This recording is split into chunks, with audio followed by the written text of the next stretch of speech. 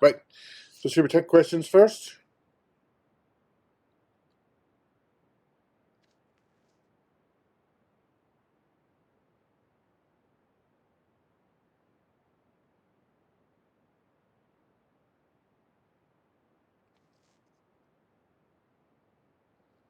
Well, let me just try something here.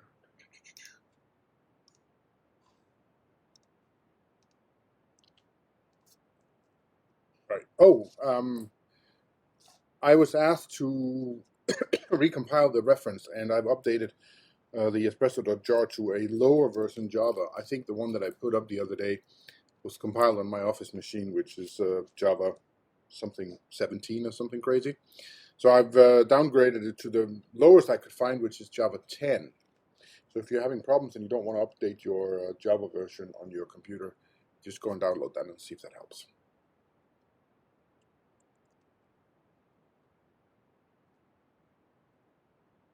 So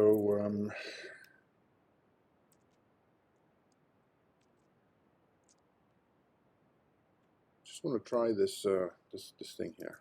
So we'll start with the class A. We'll do public void foo, and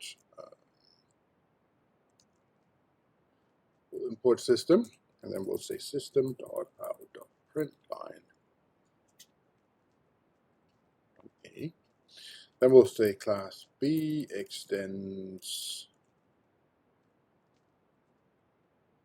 A. We don't put anything in there. We'll do class C extends B, and then we're going to put, cheat here a little bit and put a copy of that there. And remember to change that to a C, otherwise the entire thing goes south. And then we'll do a public static void main string args thing. And then we shall do A is new A, and then I'm going to say A dot foo, and carried away there a little bit. A new B, a new C, like that. So first question, is it the same command to download? Yes, it is. I've actually overwritten it, so the the newer compilation, or the compilation with the newer version, is not available anymore. So I just put in a lower compiled version. So first of all, will that compile?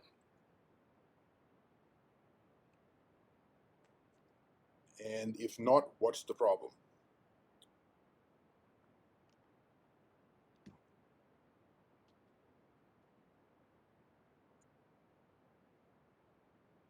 Anybody got anything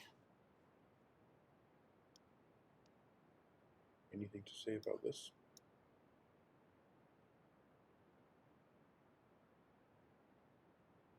It should compile. All right, let's give it a go. Ha! Yeah, in theory, if I put the right class. That was not on purpose. There we go. So that worked fine. So now let me Jasmine it. A.rj. I need to write something that Jasmines immediately.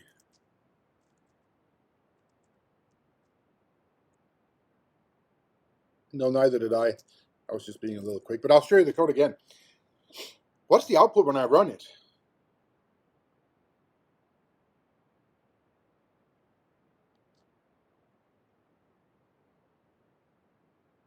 Actually, before we even do that, can we handwrite the code that we expect this to create? So, what sort of code do I expect this A equals new A to generate? Well, let's see. A is located at address 1, so it's going to be something like new A dupe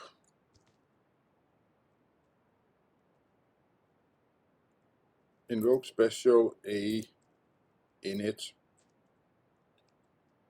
void a store 1. Any objections to that? And then I'm going to fill in these. We might as well, because it looks roughly the same, doesn't it? It's just going to say, B there, C there, and it's going to say C there and B there. Right. This one is going to be A load 1 for the target. Then it's going to be invoke virtual something foo void, and should be a monkey's uncle if this isn't the same. There we go. Now the question is, what goes here? What goes on the ... for this one?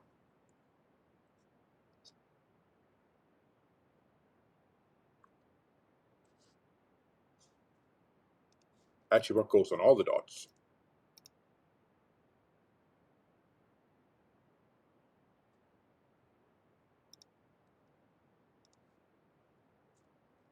Come on, you're generating code for this. You know how to do this. What goes there? The class of the target. What's the class of the target? It's an A.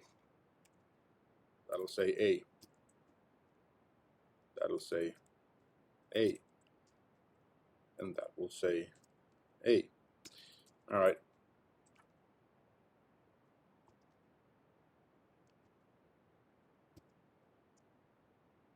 What's the output going to be?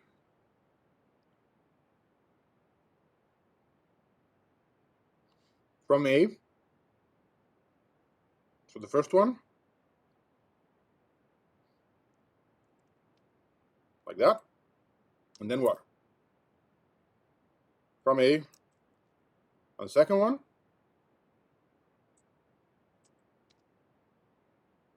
And the last one.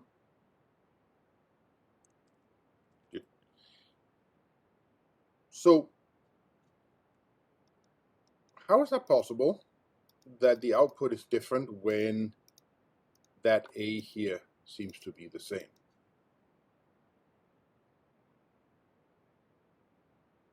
I mean, do we believe that that Shane is right here, that it's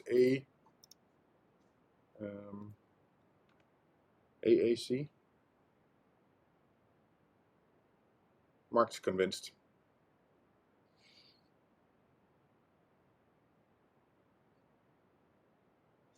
So remember, what does this do? It's the invoke virtual. What does it do?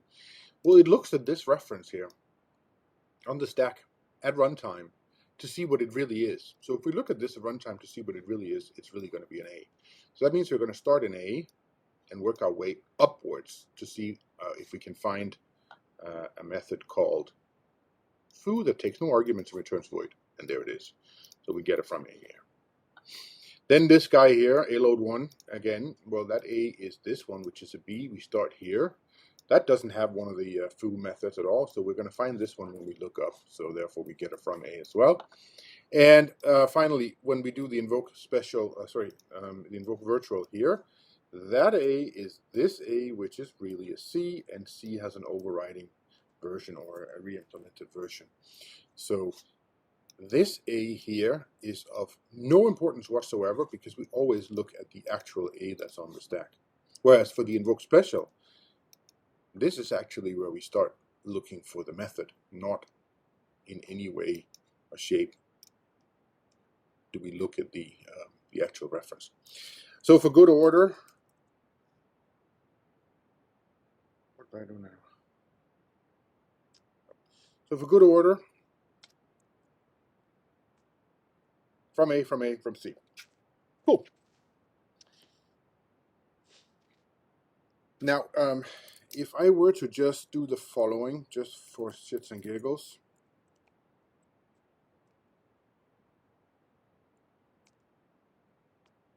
So let's see. There's an invoke virtual. There's an invoke virtual. There's an invoke virtual.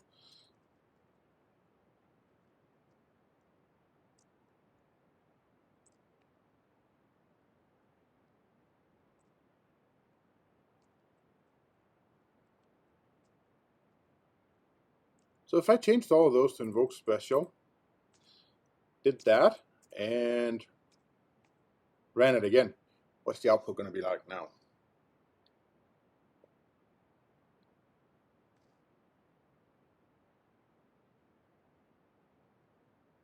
Before it was AAC. What do we get in this case? Anybody want to take a stab at it? All A's. Is Ilya right that it's all A's? We'll see if you can sell that one to the populace.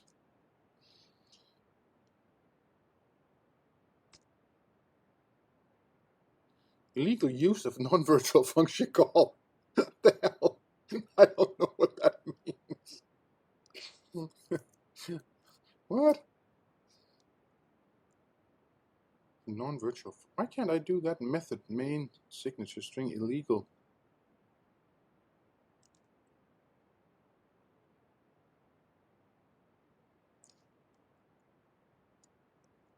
Why can't I do that? Well, that sucks. I used to be able to do that.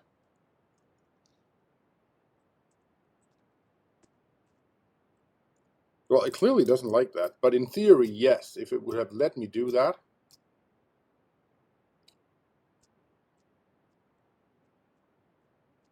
Well, to hell with that. So yeah, so much for that.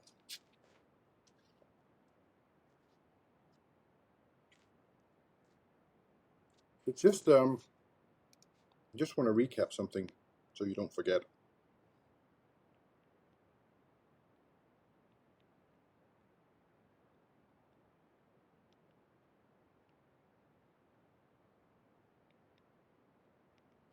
So generating code for constructors, and this is 8.7.11. So if I have a constructor,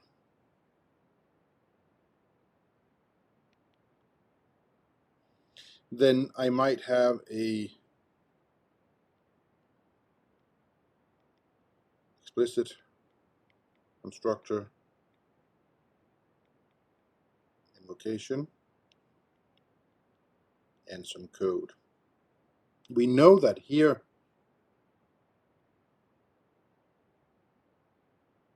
goes the field inits, right? So and we know that this is either a super or this. So when we generate code for this, well, we looked at this last time. We know that this is an A load 0, and we know this is an A load 0. This thing here is a call to visit on current class with an instance of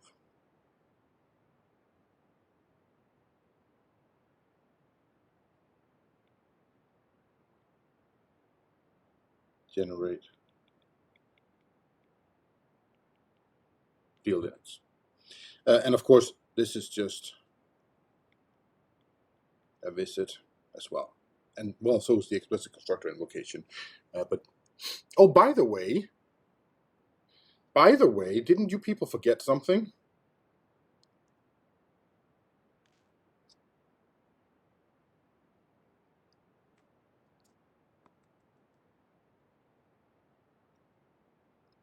No. Oh no. I'm going to stay 50 for another half year or so. What was the last time? What was the last thing that was said last week before we left? I think Amy called me rude or something. Wasn't that what it was?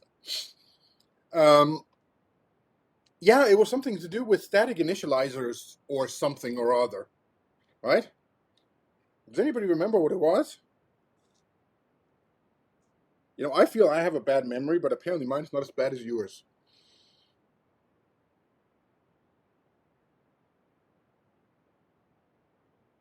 So let's do this by an example first. Um,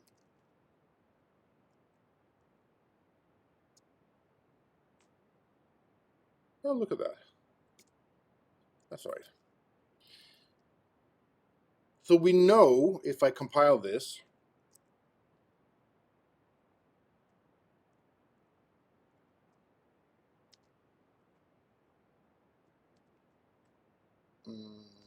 test 120 RJ.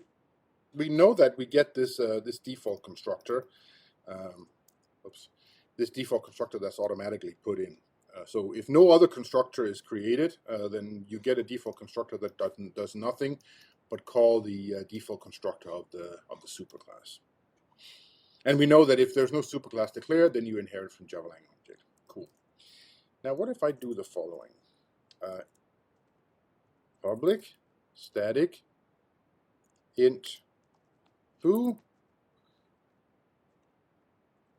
return 42. And then I say public static int my field equals test 120 foo. And if I compile that, and if I grep again, then look what happened. Here's my foo method. Here's my uninitialized static field. And look, there's an invocation of the foo method, and there's the putting of the value coming back from foo into this my field here. Right? So you see, this one was generated automatically. So I suppose the question we could ask is, when should a static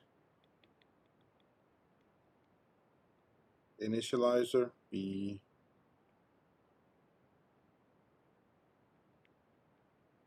auto-generated?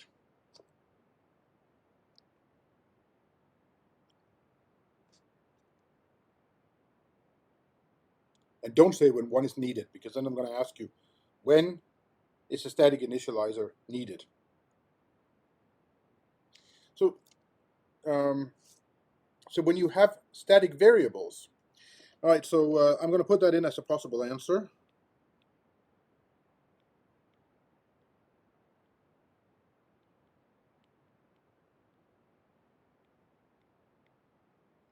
And then I'm going to put a question mark on it, and then we'll come back to whether or not that's true. Because what if I do the following?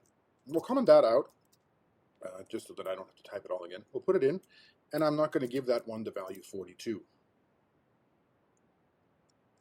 Well, if anybody's sat next to Zach now, or if you're near any flammable things like curtains or bedding, or if you're still wearing your pajamas, now might be a good time to take it off. So, is he right? Look, by push 42. Huh. So could he possibly be right?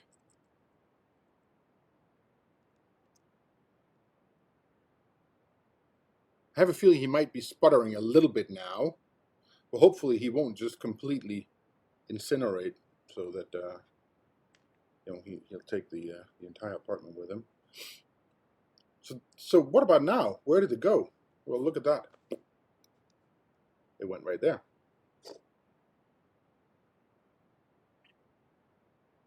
Much worse. It's 20 after 4. We've only been here for 20 minutes, and I have no more coffee. I don't know how we're going to handle that. Right. So when you have a static variable,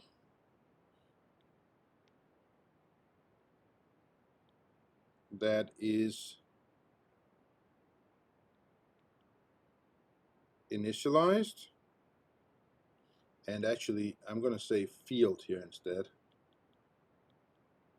that is initialized.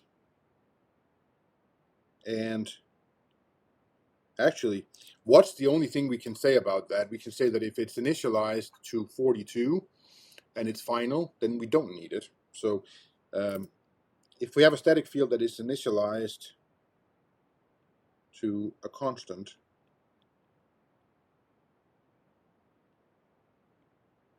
we do not need a static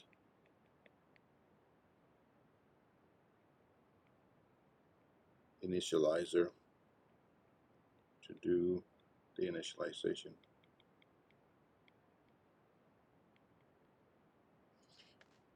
Now, if I try to put foo here, then obviously that's going to go in the static initializer, because this actually requires running some code, right? So it looked like if I had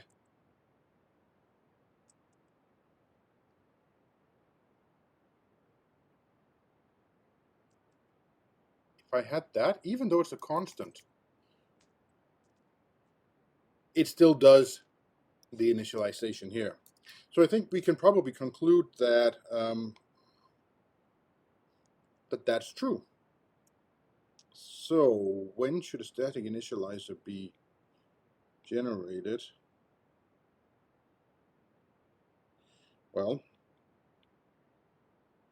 if there isn't already one, and there is a field which is static, not final, and initialized, or static, final, and initialized to not a constant.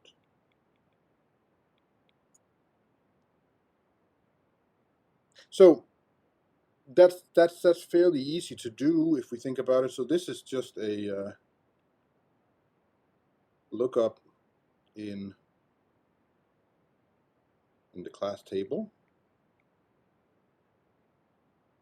for CL init. I mean, if there already is one, we don't need to worry about it. And this is just a for loop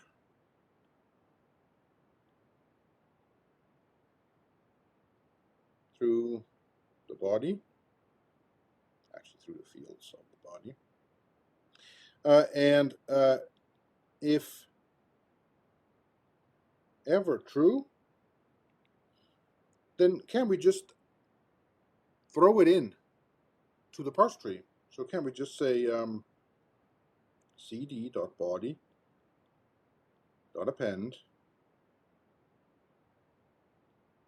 new static init decal new sequence, like that. So there's just one little caveat if we do that. It needed to be done before visiting methods. So my visit class decal is visit field decals, do that thing with CL init we just talked about,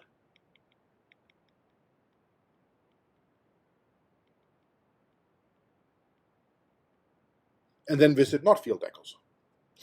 Because if I do it this way, then I get all the field decals at the top. They're easy to see. Then I go figure out if I need to put a CL init in, and if I do, I'll do it.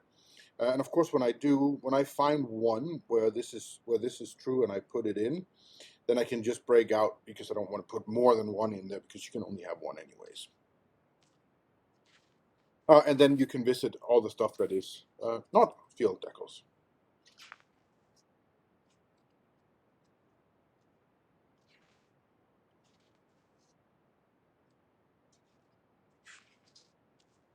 Right.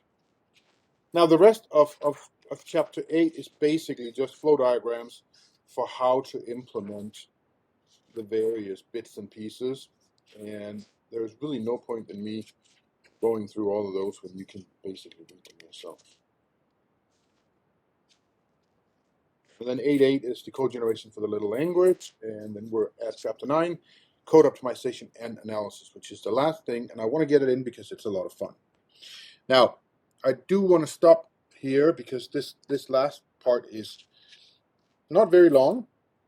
We're on page 626, and we end on page, what do you know? 666 is the last page. Oh, that's the conclusion. I guess we can make 663 the official last page. Is there anything else we need to talk about code generation wise? Does anybody have any code generation concerns, questions, confusions, or other things that start with Q?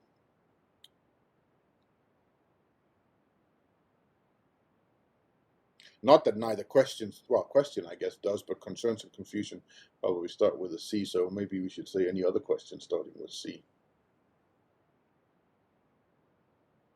Or should you spell question with C? C-U-E-S-T-I-O-N. Question, that would work. Could I go back one slide? I could. Or do you want to go back further? One more. All right.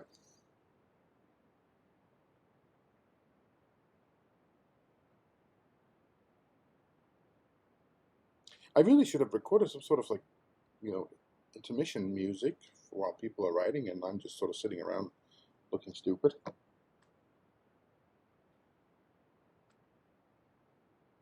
So Spencer says, for the visit name expression, is the goal to just load the name expression into memory depending on what type it is? Well, it depends. It really depends on how you. So let's actually just talk about that for a second.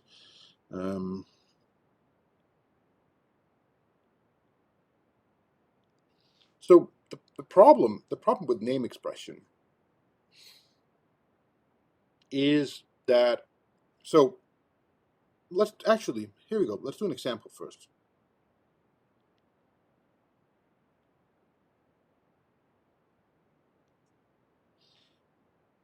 If I were to ask you, what parse tree node is that?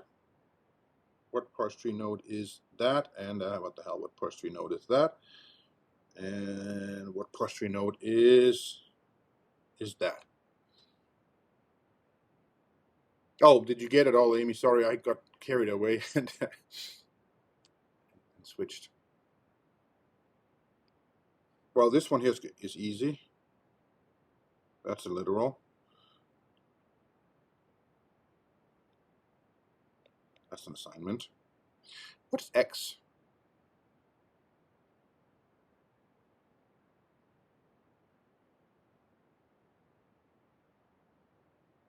Oh, that one is a binary up. What about X and X? Name expressions, right? So this is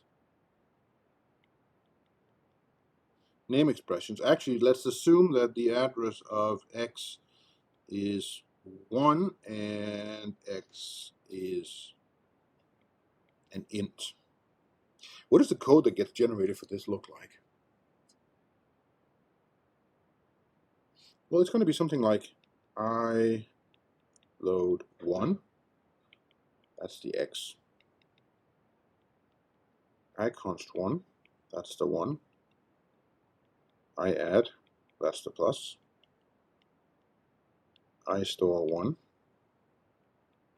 that's the X equals, right? But look, that's X, and that's X.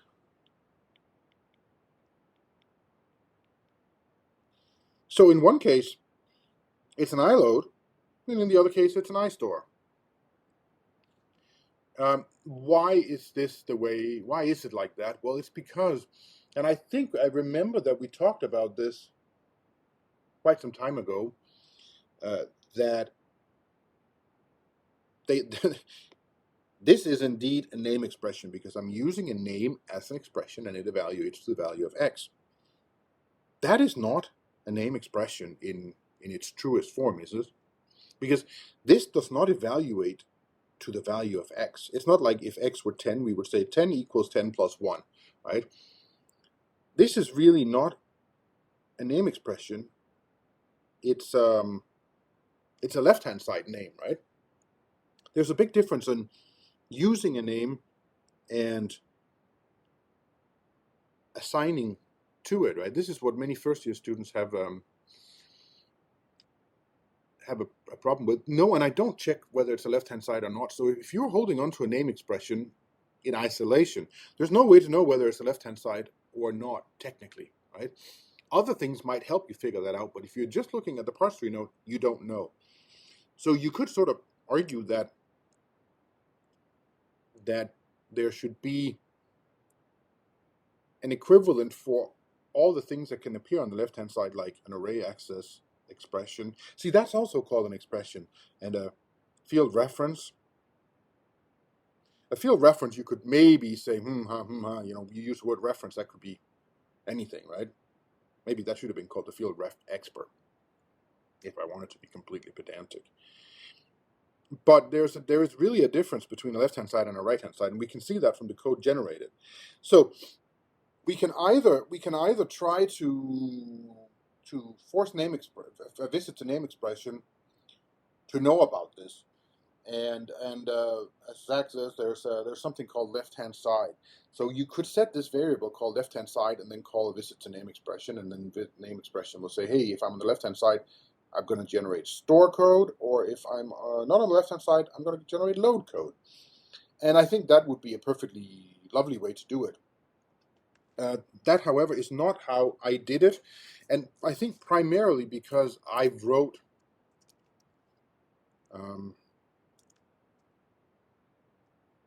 that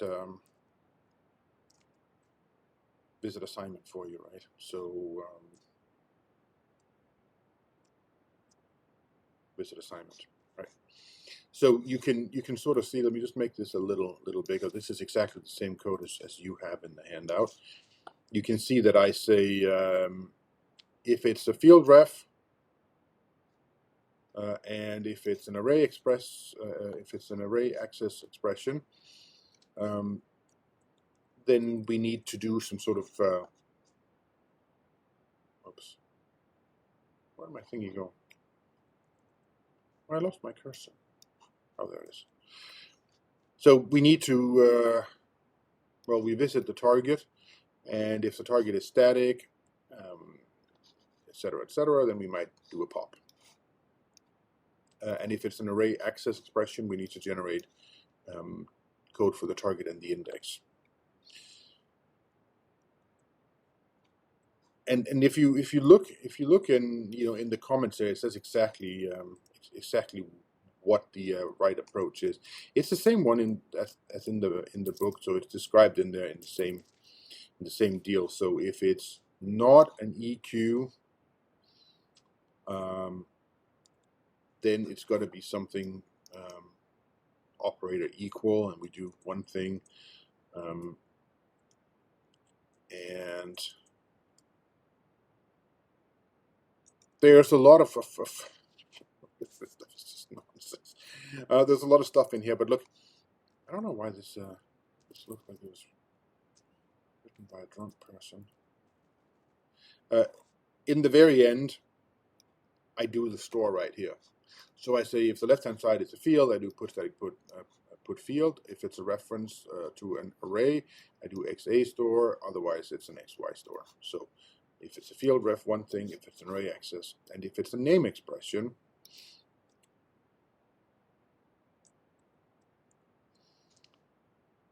then you can see we generate the appropriate store instruction. Now, I could have put some code into visit field ref, into visit array access expression, and into visit name expression that said, if you're on the left-hand side and you come here, generate this code instead. There's nothing wrong with that. So you can see that the name expression is really just exactly that, except that's the get load instruction. And the one we had up here was a get store instruction. Okay, so so basically we can say here either handle the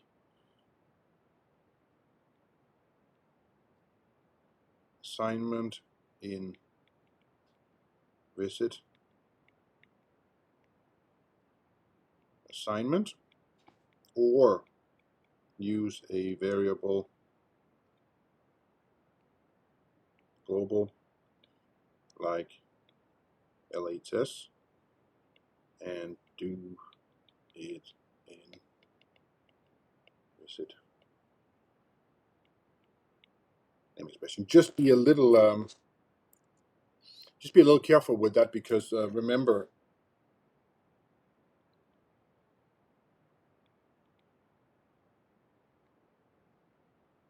you can write nonsense like that, right? Now, of course, there are other situations where you have assignments that are dressed up as something else, right?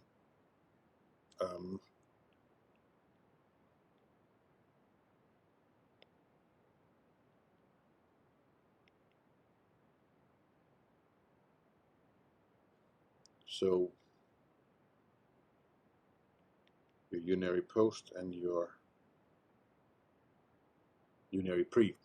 So you might have to put that. Well, not might. You have to put some code in there that not only reads it, increments it, but also stores it back. Right? But that maybe is more obvious than it is for the name expression.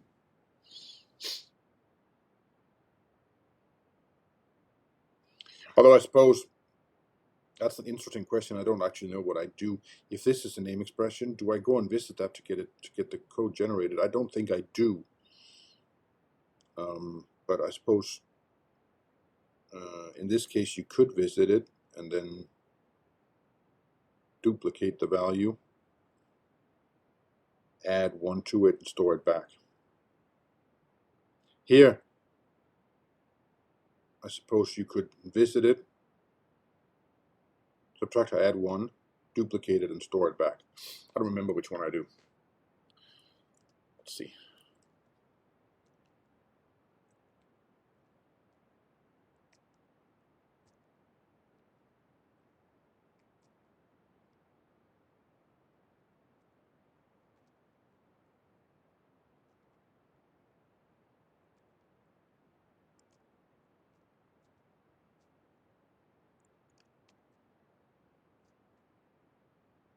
Actually, so we probably should look at it with the comments, shouldn't we? So a local variable declaration, push iStore1 write expression statement, unary post, name expression, and name expression. So to see, look, I do load it, increment it, and then throw it away because it's in an expression statement. So yeah, it looks like I do visit it. Let's try it the other way around as well.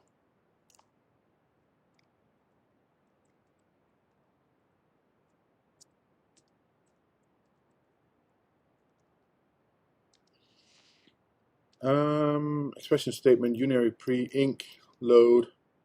Oh yeah, so I'm using that inc one because that does it directly. So what does Spencer say? So would we have to modify visit assignment then if we do the first method? No, that's the first method is exactly. Well, what do you mean by the first method?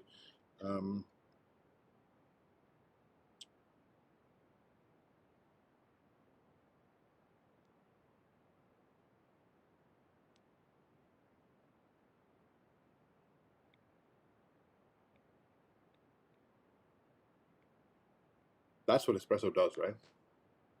You don't have to. No, you never have to touch the visit assignment. I did it for you because it really isn't very nice, and it's kind of important to get that one working. Because if you can't do proper assignments, then things go bad real quick. The old version of the Espresso compiler was not very good at doing assignments because it got a little excited about doing dupes in the case of these down here. So we always ended up with an extra dupe, which we had to pop off again. So it was sort of like nasty code. And at some point I thought, the people at Oracle can't be smarter than me. So I've got to be able to generate exactly the same code as they do. So I sat down and rewrote the compiler, and it now actually generates the same code as the Java compiler does, except for these jumping Boolean things that we talked about last time. All the assignments and all this other stuff is completely toit. Same code generated. Right. Anything else?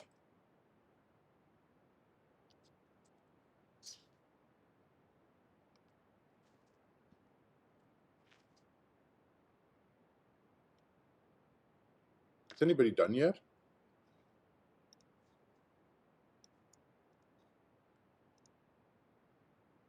Let's see if anybody's handed it.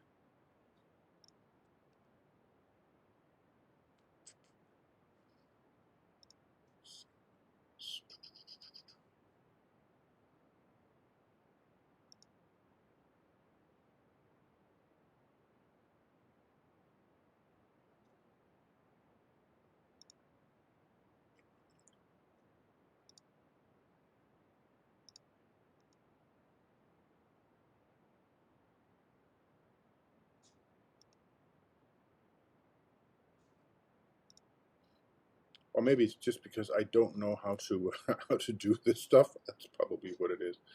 No additions. Why can't I see them? Where's Ben when you need him? Click there. What does it do? Takes me there. All right. Oh, hold on a bit. Just want to check here. I mean, we're only 41 people here. That means that I would assume that roughly 35 people have probably already submitted their code, and no. Huh. Well, that's disappointing. Nobody submitted anything yet. So there are literally 35 people missing.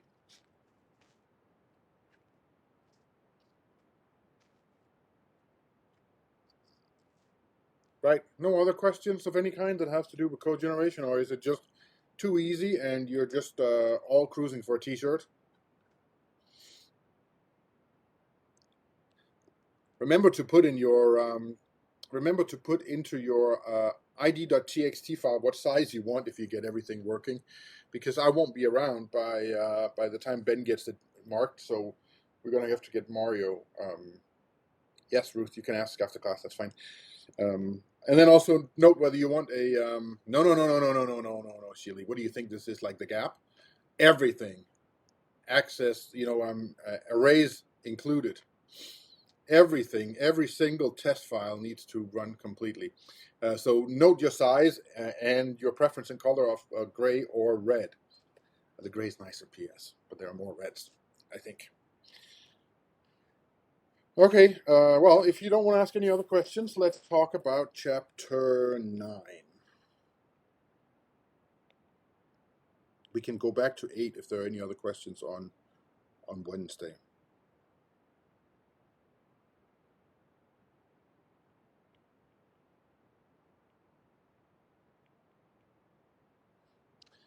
So there are many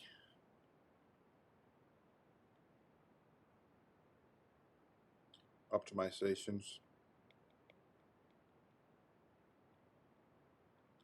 and not just optimizations, also various analyses. Oh, there's and the secret phase 7. Yes. Well, actually, this is the secret phase 7. The secret phase 7 is generate the control flow graph and perform dead code elimination. Perform, what's the other one?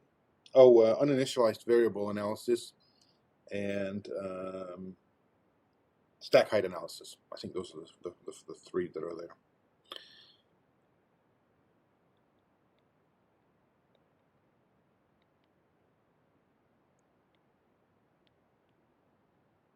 So, for example, you can do constant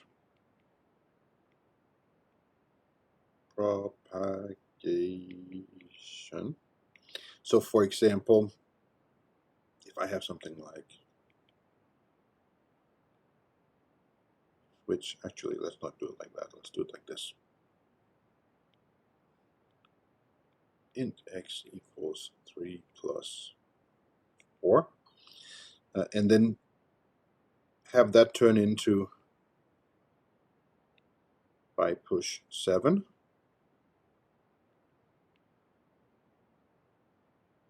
I store something. Now, if I said to you, sit down and figure out a way to implement constant propagation, what sort of things would you come up with, and where would you do it? I mean, if I gave you a compiled, well, like a adjustment file, or I gave you a structure of adjustment file in memory, and I said, go and do constant propagation on that, would that be easy, or would you prefer the parse tree?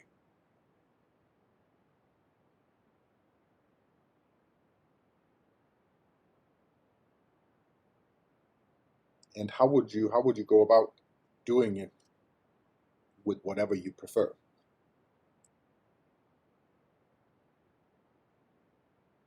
No, I mean, if I gave you this sort of linear array of instructions, that wouldn't be very easy to do any kind of analysis on that had to do with this. I think this is best done.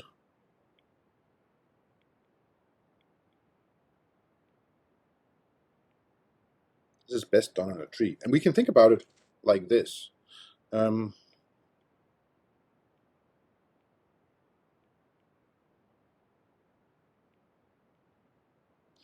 Actually, let's do it in terms of a binary expression. We can ask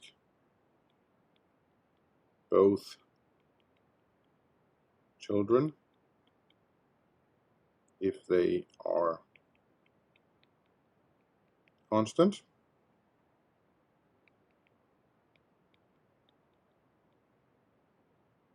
If they are,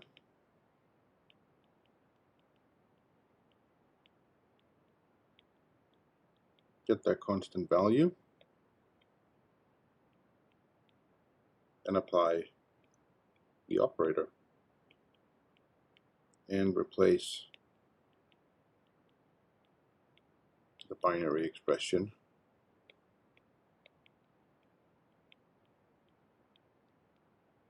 by the computed value. So, for example, if I have a binary expression plus left, right, that's anything, then that can be replaced by, so this is by some value which is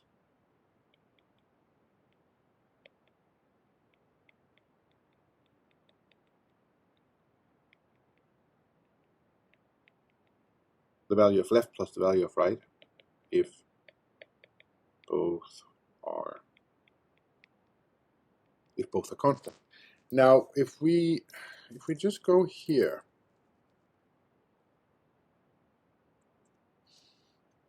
then look, I can actually ask a binary expression if it's constant. And it says a binary expression is constant if the left is constant and the right is constant.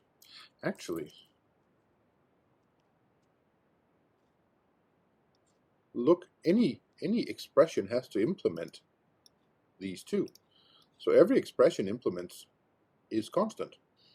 Now, the only one that implements is constant as true directly is, of course, literal. Is constant true, because literals are always true, right? So what is the binary expression? Well, let's see. I'm going to get these things back as ooh. We're going to try something in a second. We'll see if we can break this. But in general, if they're numbers, we can get back the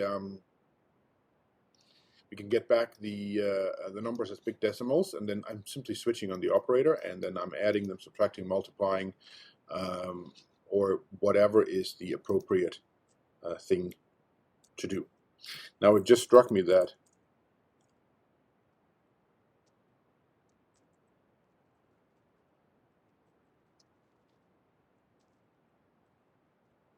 this might break the compiler. Let's see.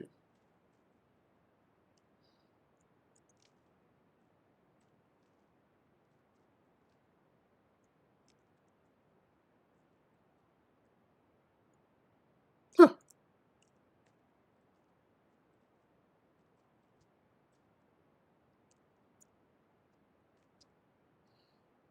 Oh, B.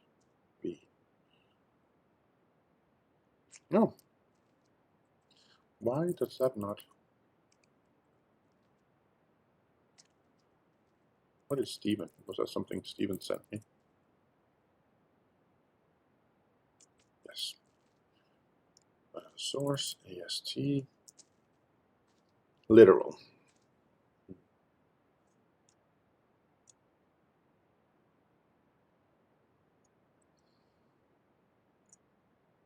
Why does this not blow up in my face? Because the constant value, I just returned string.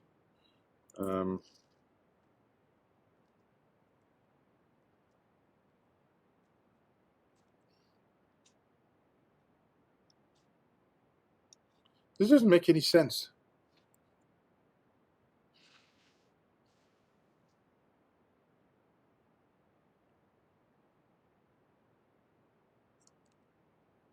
Actually, let's try something else. Int x equals 34 plus 34. I think I know why. I think it's because it's not being used properly. Yeah. I'm not actually doing constant propagation. So,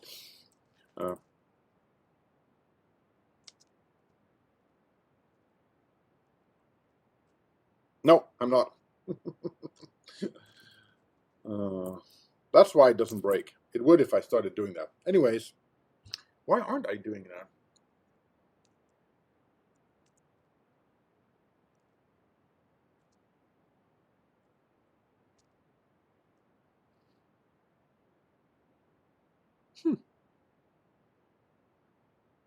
Well, that's disappointing. Because I just bragged that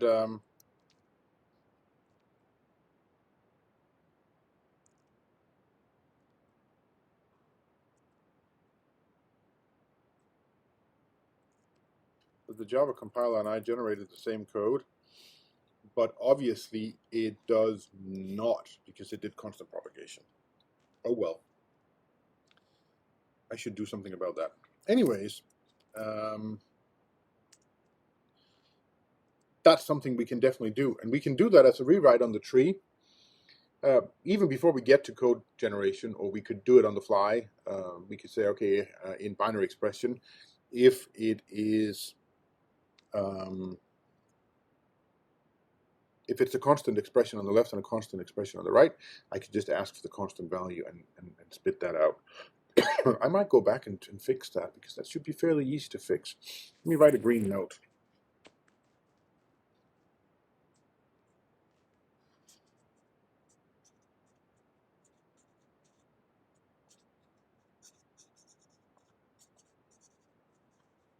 Since I'm overhauling the entire compiler this summer, I might as well put that in. Right. So that's a fairly easy one to do.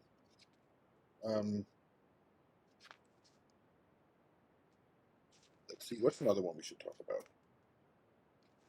I think we should talk about dead code. Let's talk about dead code.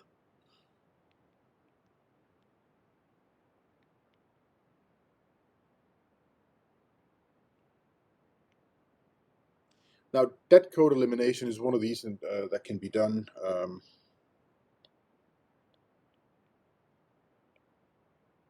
on a control flow graph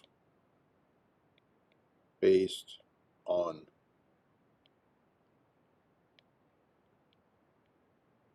bytecode or on source code. You can probably easily imagine if I said, go write a control flow graph that is based on source code. That would be that wouldn't be too difficult to do either, and it would probably almost have the same structure, if not exactly the same. It might not be exactly the same, but it'll look very similar.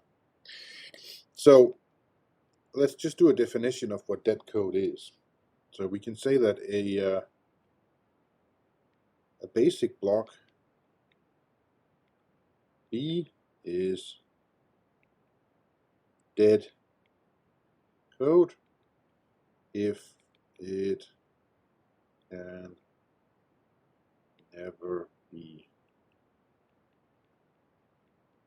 be executed. So what does that mean? Well, it means that there is no path from B0, which is the start, to B in the control flow graph. Well, so it actually rarely happens because so let's see. So let me actually, we can use this one here, can't we? Yes, we can. So if I put that in there, so let's just look at it again. Well, you know what? Let's take that out and put 42 there. All right, and then let's say espresso C that test120.java. Prep-v test120.rj. There we go. So let's just let me write those down. If I push 42, I store 1. I const 0. I return 5 push 6 7.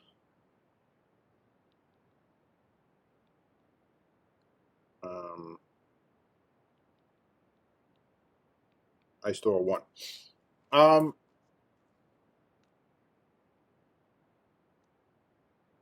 Don't worry about this here for now.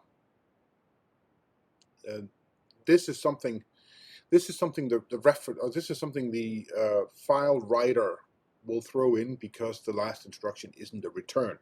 I mean, if I didn't have a return as the last instruction, which I would have had here if I hadn't put this thing in, right?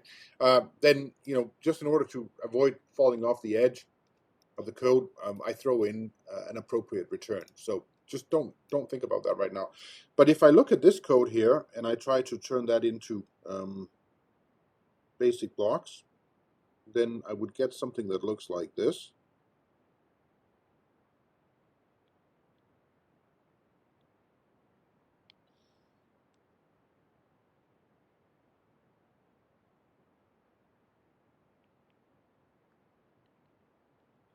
And that's the entire, oops, you can't see it. That's the entire control flow graph. And note, why is there no arrow between B0 and B1?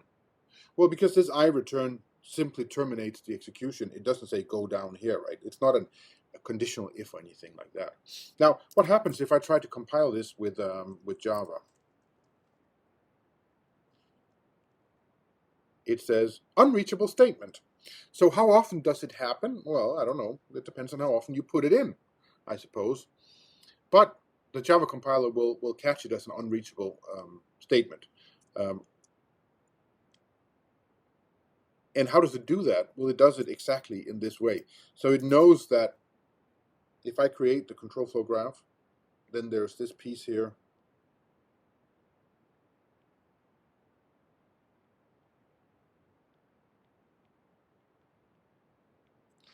There's this piece of unreachable code that, the compiler could choose to. I'll come back to that in a second, Zach. The compiler can choose to say, well, it's unreachable code, I'll just chuck it away. But the reference compiler,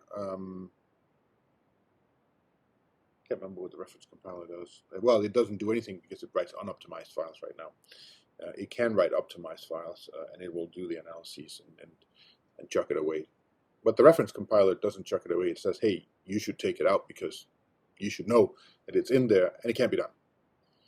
So the big question here is, given a control flow graph with start node B0, how do we find all basic blocks that are unreachable, i.e. dead? So, surprise, surprise, here's another thing that you've learned during your career around here in another course that now pops up again. So, given a graph, how do you figure out which nodes cannot be reached? I.e., what's the algorithm for graph reachability?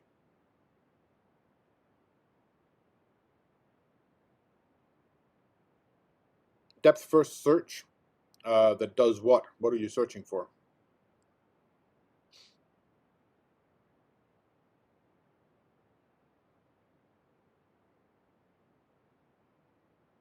Nodes that have no connection, but if they have no connection, you wouldn't find them. So if we have B0 that goes to B1, put in a little bit of fun here.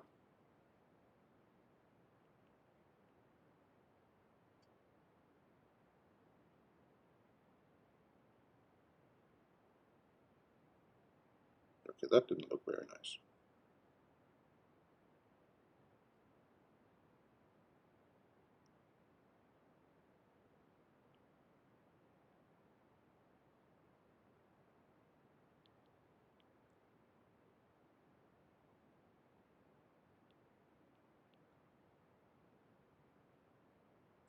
So if I gave you, actually, hold on.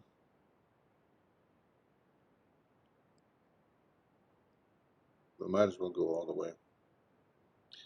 Let's go all the way. All right, so that's what I can come up with.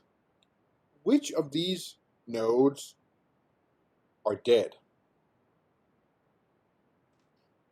So we just pick a nice color to color them. Yeah. Oh, now we should have a red.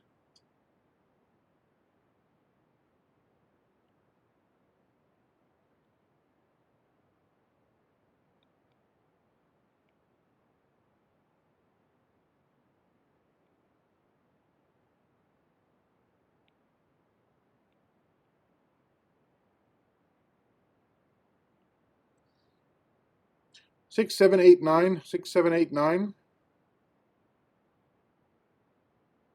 6, 7, 8, and 9. Actually, hold on. Just want to make a copy of it before I deface it.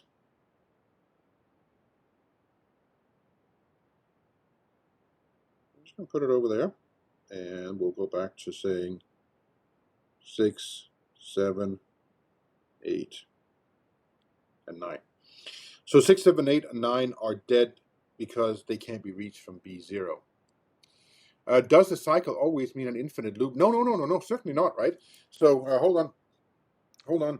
Let's go back and sort that out real quick. So if I say int x equals 10 while x is greater than 0, x equals x minus 1, x equals x plus 10, just actually plus 4. How's that? And then we'll say espresso C, test 120 Java, grep, and we look at this. So I'll come back to this in a second. Let's just do this example here. And it is x equals 10 while x is greater than 0, x equals x plus 1, x equals x plus 4. All right, let's see if I can actually make a...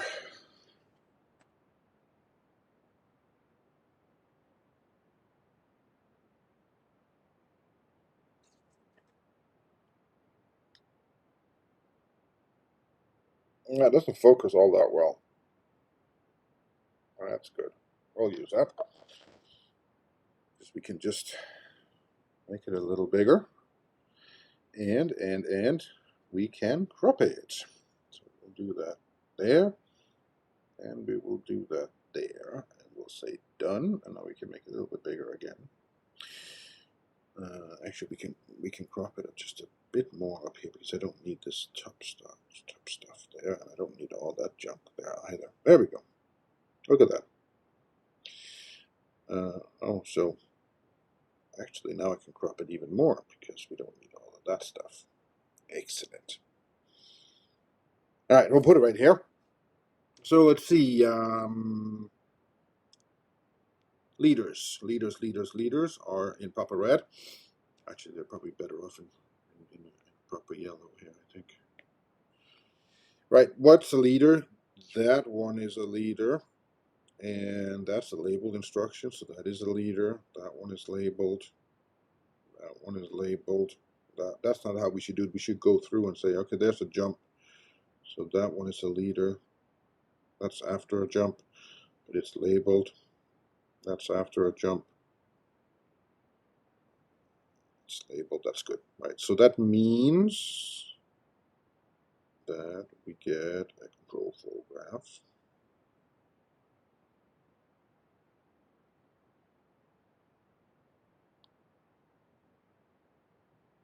I suck at this. There. Oh, I just got to get into the groove. All right, cool. So now we shall go back here, and we shall use orange. So we'll call this one B.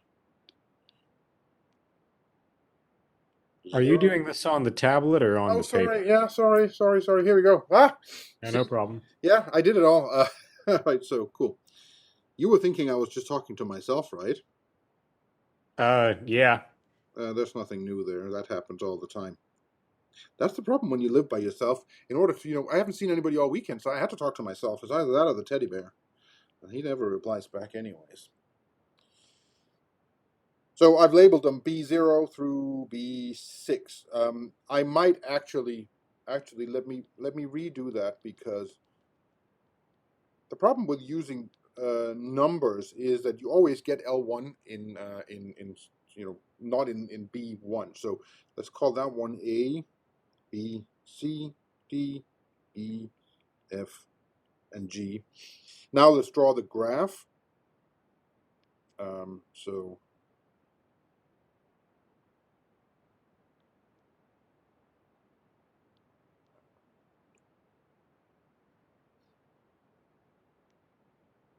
that's A. What happens to A? Well, A flows into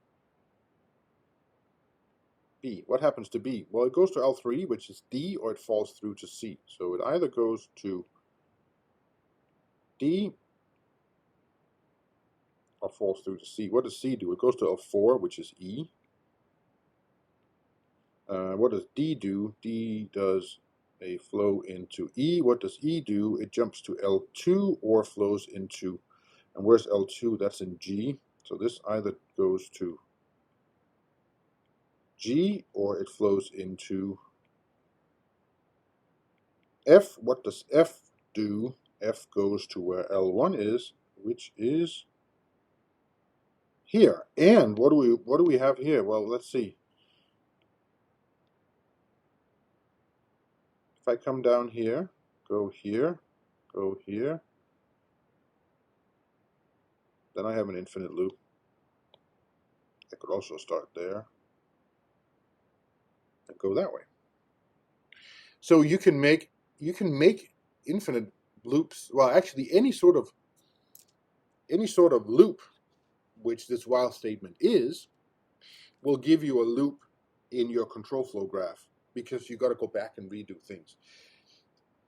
So you can say you have a cycle in the graph, in your directed graph. That doesn't mean you have an infinite loop. It means you have a loop. You can see, if you look at this, once you've done a couple of these, you'll recognize this. You can actually start reading the structure of the code off of the control flow graph, because you have, oh, here's some initialization code. Then there's an if statement that puts a 0 or a 1, then does the if IQ jump, which is the body of the loop or the code that comes after, and then we go back, right? So this will execute like, if this is, let's say C is false, this is false, and this is true. So the execution of this will go something like this.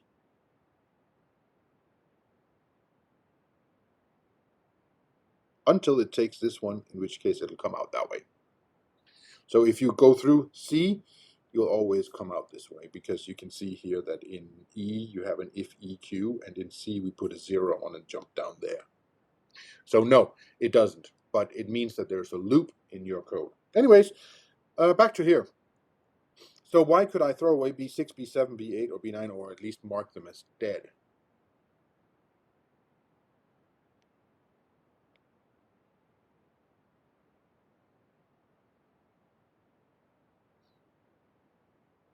Well, because they can't be reached from B0, sure, right?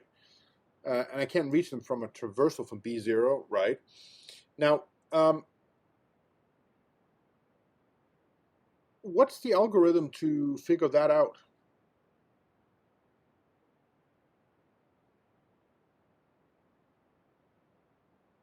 How can I use a search for it? If you do a breadth first search for B6, you're never going to find it. I suppose. Well, so you want to go and search for everything. So you're going to say, right, I've got a B0 to B9. Can I find them? Found it.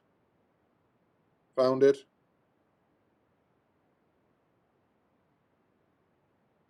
Found it.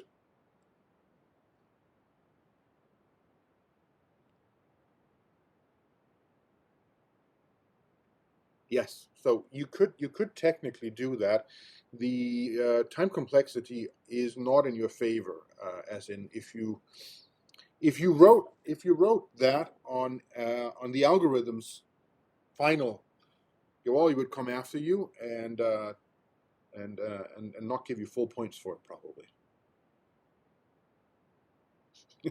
Yeah, but he gets to give you a grade, so whether you can take him or not probably doesn't matter.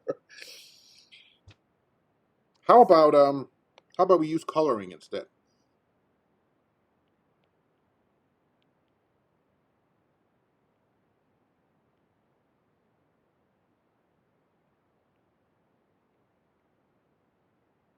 Now the only question is, what color should we color? Well, I guess we're coloring purple. So we start here, right? And then what do we do? Does anybody remember the algorithm for reachability, for coloring a directed graph? It's something with a queue where you put your children in. So when we visit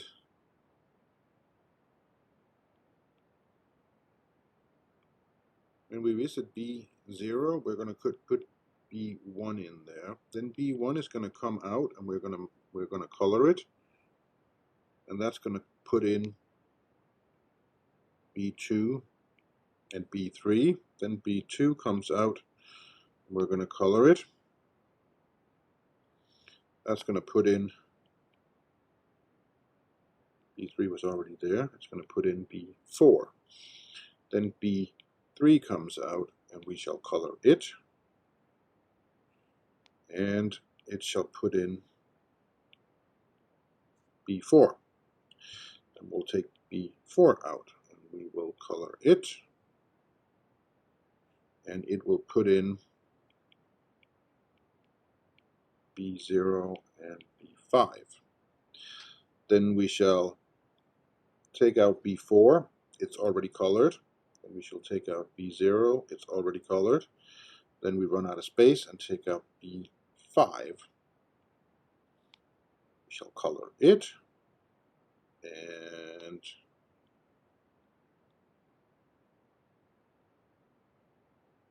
now the queue is empty. And B6, B7, B8, and B9 are all uncolored. Because when you do a breadth first search, you start from the top every time. You have to do a breadth first search for every node. Otherwise, it's not a breadth first search, it's a coloring or reachability. So you get, if you do a breadth first search, it's for you need to implement that for or you need to apply that for every node. So you'll start by looking for B0, you find it. You'll look for B1, you find it. You look for B2, you find it. B3, B4, B5. When you try to look for B6, you'll end up not finding it because you get through all the nodes that you can reach. So breadth first search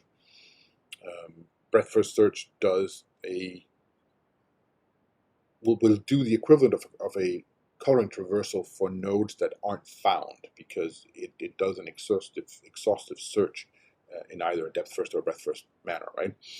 But you got to do that for every node. So in order to realize that B6, B7, B8, and B9 are not found, you're going to have to do an entire breadth first search going through all the nodes that are connected to B0. And in this case, you'd have to do that 4 times in order not to find B6, B7, B8, and B9 here. Now all you have to do is just go through the vertex list and see which ones are not colored.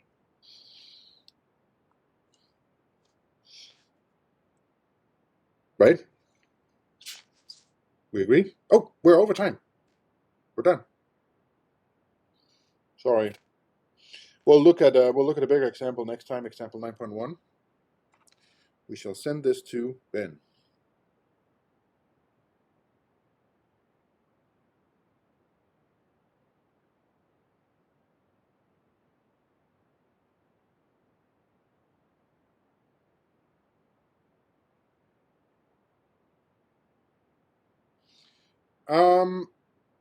Right. If you have something nice to say, go do student evaluations. If you don't have anything nice to say, I'm not going to encourage you to do it. I'll stick around now. I'm just going to stop the recording because